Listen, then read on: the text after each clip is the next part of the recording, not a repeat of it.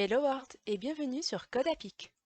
Dans cette vidéo, je vais vous faire une introduction au langage CSS et nous commencerons à réellement l'utiliser à partir de la semaine prochaine. C'est parti! Le langage CSS, qui veut dire Cascading Style Sheet en anglais ou feuille de style en cascade, permet de styliser le langage HTML. C'est avec ce langage que l'on va créer des dimensions pour les divs ou encore colorer nos textes. En bref, il apporte du style et de la mise en forme aux pages web en interagissant avec les éléments de notre page HTML. On n'aura donc plus besoin d'utiliser notre balise style ou l'attribut style et vous verrez, ça sera beaucoup plus simple. Son utilisation est très simple. Lorsque l'on code en CSS, on relie une page HTML à la page CSS.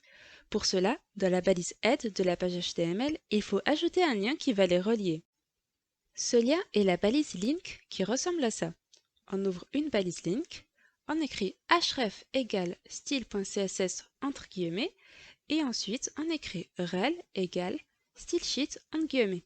Cette balise est donc un lien vers notre page CSS, où il y est écrit le nom de notre fichier CSS qui est ici style.css. Mais aussi, il y est écrit stylesheet dans le rel qui veut dire feuille de style, ce qui décrit bien le fichier que l'on utilise. Mais ce n'est pas tout.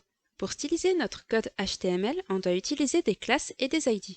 Ils sont comme des mots-clés ou des noms de code qui sont dédiés à une balise et qui ne peuvent donc pas être redonnés à une autre, car en donnant la même classe ou encore le même ID à vos balises, elles auront le même aspect. On peut utiliser des classes autant qu'on le souhaite et leur donner le nom que l'on veut. Et si vous souhaitez que différentes zones de votre site aient le même aspect, dans ce cas-là, vous pouvez utiliser le même nom pour plusieurs classes. Cependant, pour les ID, il faut en utiliser qu'un seul par fichier HTML, car il est utilisé pour spécifier un identifiant unique. Les classes et les ID se mettent juste après le nom de votre balise, comme par exemple ici avec la balise section.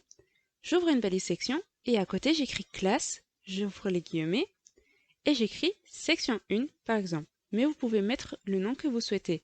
Et je fais de même avec une balise div où j'écris juste à côté ID égale, j'ouvre les guillemets, et je mets le nom de mon ID. À présent, je vais vous montrer comment se présente le code en CSS.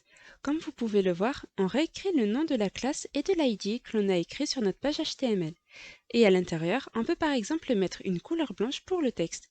On va donc écrire color white et on met un point virgule qui est très important pour dire que l'on a fini d'écrire. Cependant, pour différencier un ID et une classe dans notre fichier CSS, on va juste mettre un point avant le nom de la classe et un hashtag avant l'ID. Pour terminer, n'oubliez pas d'ouvrir vos brackets, mais surtout, n'oubliez pas de les fermer, car vous risquez de créer de nombreux bugs si vous ne les fermez pas. Ce sera tout pour cette introduction au langage CSS, et comme d'habitude, on se retrouve vendredi prochain à 18h30. Alors, à vendredi avec votre premier cours de langage CSS. Si vous avez aimé cette vidéo, n'hésitez pas à liker et à vous abonner. À bientôt!